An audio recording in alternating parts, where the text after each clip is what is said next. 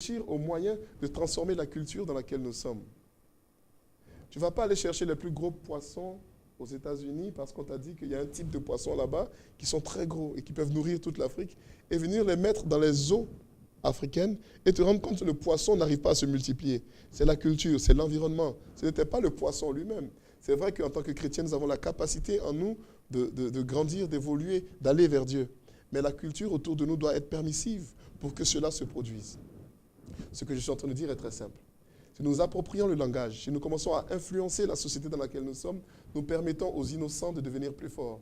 C'est bien l'enseignement de Dieu. Que le pauvre dise « je suis riche ». Que le faible dise « je suis fort ».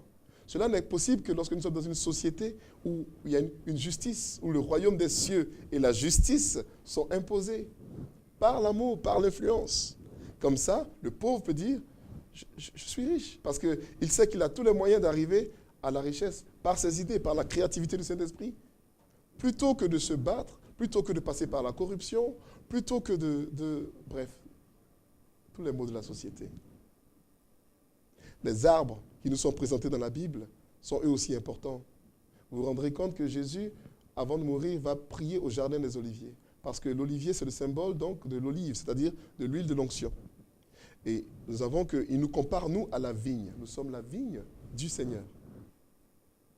Nous nous rendons compte encore que Jésus compare le figuier. Il dit à Nathanaël, je t'ai vu alors que tu étais sous le figuier. Et Dieu habille Adam et Ève de feuilles de figuier lorsqu'ils ont péché. Le figuier a donc une symbolique. La vigne aussi, nous sommes la vigne du Seigneur. Le vin, nous savons, ça donne la joie au cœur. On dit à Timothée, bois un peu de vin. Je me souviens, j'étais un jour, j'ai été invité à un mariage, je crois, et puis il y avait donc un débat, comme on a souvent en Angleterre, puisque là-bas, beaucoup des gens d'une certaine religion, d'une branche du Christ, ne croient pas que les catholiques soient des chrétiens. Alors quand on s'assoit, la première chose, c'est la Bible. La Bible dit, alors vous ne devez pas boire d'alcool, vous ne devez pas boire de vin. Et on leur dit simplement, on leur dit tranquillement que Paul lui-même a dit à Timothée, Timothée, bois un peu de vin. Donc, c'est biblique. Alors, on rentre dans d'autres arguments. Non, le vin que Timothée buvait n'était pas bon. Moi, je dis qu'on doit s'approprier le langage chrétien. On doit s'approprier le vrai langage que Dieu nous enseigne, les symboles que l'Esprit Saint nous a donnés depuis la Bible et de manière prophétique, puisque nous sommes prophètes, par notre baptême, depuis cela, et changer la culture dans laquelle nous vivons. Zachée était un homme qui est monté sur un arbre, le sycomore. Et le sycomore est un arbre qui a quelque chose de particulier, par exemple. Vous savez que le sycomore est un arbre qui, pour grandir, doit se détacher de son écorce extérieure. L'appel de Zachée, c'était donc, tu donnes, comme ça tu deviens beaucoup plus riche. Quand Zachée disait, je donnerai de mes biens, tout ce que j'ai volé, je le rembourserai, il n'était pas en train de dire que je m'appauvrirai. Il n'était pas en train de chercher à devenir pauvre. Il avait découvert une vocation devant Christ. Le symbole des arbres. Il y a des symboles beaucoup plus puissants. Dieu, en Genèse, qui dit à Abraham de regarder les étoiles.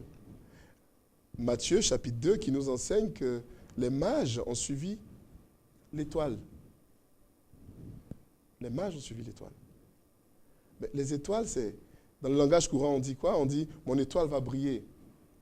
Mais les étoiles, vous savez, je vais vous donner un autre exemple de comment on a perdu le langage. Les signes du zodiaque. Aujourd'hui, c'est devenu quelque chose qui est utilisé par-ci, par-là, par toute forme de charlatan, qui nous présente que si tu es, je ne sais pas moi, poisson, tu deviens... Moi, ce n'est pas comme ça qu'il faut les comprendre. C'est un langage encore que les chrétiens ont dû laisser à l'autre. Je vais vous donner un exemple. Le zodiaque commence par qui? Par la Vierge. Ça finit par qui? Par le lion. Je ne sais pas si vous voyez où je veux en venir. Mais le langage de la Vierge, c'est celle qui donne naissance au Christ. Le Gémeaux, c'est celui qui a la double nature, divine et humaine. C'est Christ. Le Capricorne, c'est Azazel. C'est celui qui porte le péché du monde. Avec la queue de poisson, pour nous parler du Verseau, celui qui verse l'eau. Les fleuves d'eau vive couleront de ton sein. Le zodiaque parle du Christ, il parle de l'histoire de Dieu, parle de l'histoire de l'humanité. Dieu a inscrit dans le ciel l'histoire. Mais nous avons laissé cela à des diseurs de bonne aventure. Un peu dommage. Mais c'est bien de ça que je parle aujourd'hui. Se réapproprier le langage pour transformer la culture. nous étions en Angleterre dans une paroisse, lorsque nous avons reçu une parole de connaissance pour dire qu'il y a une personne ici qui est venue avec 2 poissons. Dans l'image, dans la tête, c'était des poissons physiques à manger, qui est venue certainement du marché. Mais non. Elle était venue avec 2 Anglaises, des filles qui connaissaient le zodiaque, et qui ont dit, mon signe zodiacal, c'est le poisson. Et l'autre aussi, mon signe zodiacal, c'est le poisson. Nous sommes donc les 2 poissons. Elles ont elles-mêmes fait le rapport. Et elles sont venues témoigner. Elles ont été touchées par la grâce du Christ. Mais en réalité, ce n'était pas le signe zodiacal qui était donné. Mais Dieu, certainement, était de bonne humeur, comme toujours. Ça, c'est la bonne humeur de Dieu, qui nous ramène à un langage qui change la culture, qui transforme le monde. C'est comme ça. C'est ça, faire venir le royaume de Dieu sur la terre comme au ciel. Les animaux, c'est une réalité. Les arbres, c'est une autre réalité. Zaché sur le sycomore, une réalité. Et tout ça, c'est biblique. Il n'y a pas que les arbres, les animaux, que les signes du zodiaque. Ce que nous voulons réellement dire, c'est que nous devons nous réapproprier même le langage. Vous savez, il y a des termes que nous utilisons sans vraiment savoir leur origine, alors que l'origine réellement est biblique. Je vous donne l'exemple du bouc émissaire. Le bouc émissaire. Thème simple, utilisé généralement dans le français courant, pour dire que quelqu'un a été pris pour responsable. Mais c'est bien parce que dans la Bible, dans l'Ancien Testament, lorsque le peuple avait péché, il y avait un bouc sur lequel le prêtre mettait les mains et confessait les péchés du peuple. Et ce bouc, Azazel, c'était son nom, était envoyé dans le désert, où il allait mourir avec les péchés du peuple. Il devenait donc le bouc émissaire, celui qui porte les péchés du peuple et qui meurt pour le peuple. Christ est notre bouc émissaire, celui qui est mort pour nous. Et aujourd'hui, ce langage de bouc émissaire est rentré dans le français courant. C'est une bonne chose, je ne dis pas que c'est mauvais, mais il faut se réapproprier ces termes. Il faut être assez prophétique pour comprendre que l'évangélisation se fait à tout égard. Nous pouvons utiliser n'importe quel terme. Nous pouvons utiliser tout ce que le langage actuel nous offre pour transformer ce qui est autour de nous. Je vais vous donner un autre exemple. Nous parlons de « mon étoile va briller ». Parce que Christ avait une étoile qui, lorsqu'il est né, qui a brillé dans le ciel, qui a été vue par les mages. Alors, les mages sont des gens qui connaissaient les étoiles, qui savaient lire dans le ciel. Au lieu de regarder au signe zodiacal, au lieu de regarder à mon groupe zodiacal, je suis poisson, je suis comme si. Il est important plutôt de considérer que c'est une réalité différente, imposée par Dieu lui-même.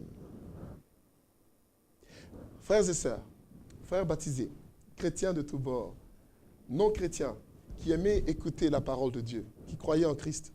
Voilà donc ce à quoi je voulais en venir aujourd'hui. Voilà ce que je voulais partager avec vous. Nous devons reprendre le langage qui est nôtre et transformer la culture dans laquelle nous vivons. C'est capital, c'est important. Alors, quels sont les mots que vous connaissez? Comment parlez-vous? Comment influencez-vous le monde autour de vous?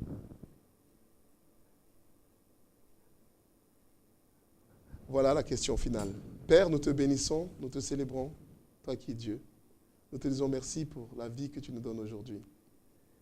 C'est véritablement pour une transformation de la culture où nous vivons que nous prions. Donne-nous les mots nécessaires pour influencer partout où nous sommes, depuis les médias jusqu'à la famille. Si nous prions, c'est au nom de Jésus, toi qui es Père, Fils et Saint-Esprit. Amen.